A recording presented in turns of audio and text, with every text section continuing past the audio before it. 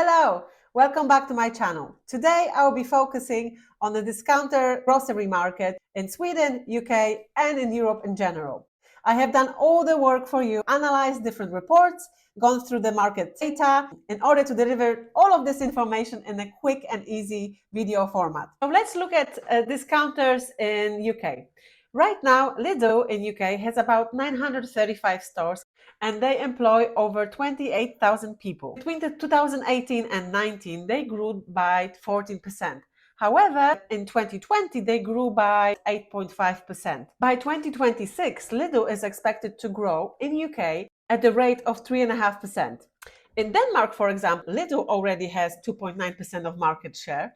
And in Finland, where we have two big giants, that is K Group and S Group, Lidl is growing strong with 9.6% of the market share. The grocery retail market was dominated by the big four. That was Tesco, Sainsbury's, Asda, and Morrisons. Today we see almost seismic shift on the grocery stage. In September 2022, Aldi took over the 4th place in the grocery store ranking from Morrison for the first time. In the Q4 of 2022, Aldi, Lidl and Tesco were the most popular retailers according to the consumer data. As a reference, Aldi in the UK was the fastest growing retailer in the first 6 months of 2023, with their sales up by 26% year on year. Now they hold about 9.2% of the market, whilst Lidl is catching up fast. Their sales were up by 24% and their market share is about 7.1%. So if you look at these two versus the other giants, Tesco in the UK holds about 27% of the market.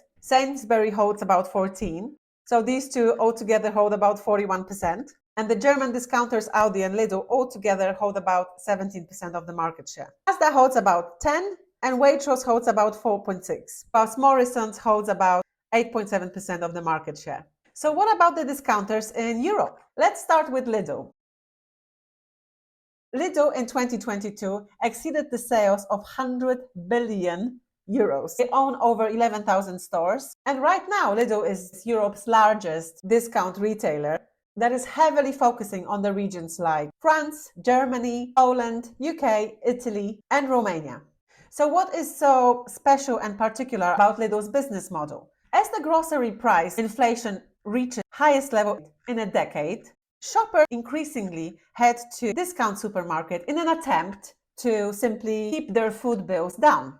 Therefore, Lidl and Aldi has got a perfect response to it, since they are focusing on attractive and competitive price positioning. Lidl also works very close with their suppliers, which allows them to minimize the supply chain costs. The group has also made investments to enhance the appearance of their stores and communication with the local communities to bring them closer. The chain also slowly starts shifting into recyclable, reusable, and sustainable packaging.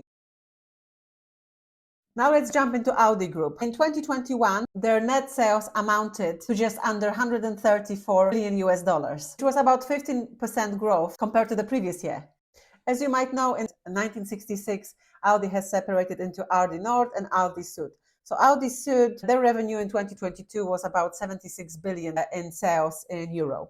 The next group in discounter that you can qualify as a discounter is the X5 Retail Group from Russia, and their revenue was about 31 billion in 2022. After that, we can jump into Mercadona, which is Spanish retail group. Their revenue was about 31 billion in 2022. It's interesting that Mercadona actually is number one in Spain, but Lidl, Carrefour, and Dia, that is local discounter chain, are quickly catching up. Now, something that is close to my heart, that is Biedronka. I used to work with this retail chain when I was in the wine business. That was a couple of years ago. Biedronka right now is the biggest retailer in Poland. They own almost 3,000 stores. Biedronka is part of Jeronimo Martins Group that also owns Hebe, which is a chain of around 315 stores. Their sales in 2022 were about 17.5 billion euro. Biedronka is focused on offering the lowest prices to their consumers. If you are looking into expansion in Poland, Biedronka should definitely be a place of interest for you. You need to be ready to reduce your margin. However, you can also prepare yourself for shipping large quantities of your product since they need to fill over 3,000 stores. Then we have another German retailer, Nettomarken, and their sales is about 15.8 billion euro, So Edeka-owned Nettomarken discounter remains the only major food discounter in Germany to offer online grocery. And since they have no international operations, they really are increasingly tailoring their model to the regional consumer. So supporting the local communities and suppliers is strongly embedded in the retailer's strategy. Then we have Penny, another German chain. Penny achieved about 14.1 billion euro sales in 2022, continue evolve their business into more supermarket model. They are increasing their assortment, enhancing their stores, and they are also working on their online operation. Italy is one of the examples of the markets where they are expanding into e-commerce. Then we have BİM, which is a Turkish retailer. They have achieved about 9.3 billion euros of sales in 2022. They continue to open about 500 stores every year. So if you are a supplier, like in the case of Biedronka, you really need to be prepared to meet the demand in terms of volumes. Then you have Action, and I have seen a couple of Action stores in Poland. Their sales reached about 8.9 billion in 2022. They are actually evolving and adapting in a very fast pace. There are various local discounters that are not on this list, but they are slowly penetrating into the main discounter grocery market. These could be Dia in Spain, or Denmark's Netto, or Rema 1000. So let's jump into Sweden now. Also, I have a great video with Fredrik Stoll, who is an expert in Swedish retail, who has been working with all the supermarket chains in Sweden. So I suggest you watch that one too, because he has loads of great advice and tips how to cooperate with the biggest supermarkets in Sweden. The biggest discounter chain is actually Willys.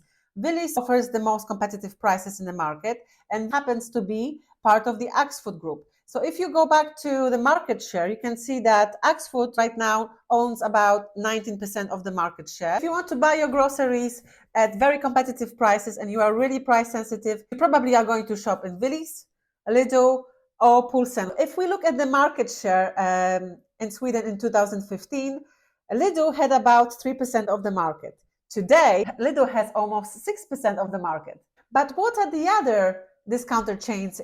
There is a group called Matrebellerna, Food Rebels. They own about 70 different stores. They offer a lot of imported food. So if I need to go and find Polish sausage, they probably are going to have your food. So they are often catering to immigrant community, people like myself who are looking for the local products and simply can't find them here. They have quite a great selection of European brands.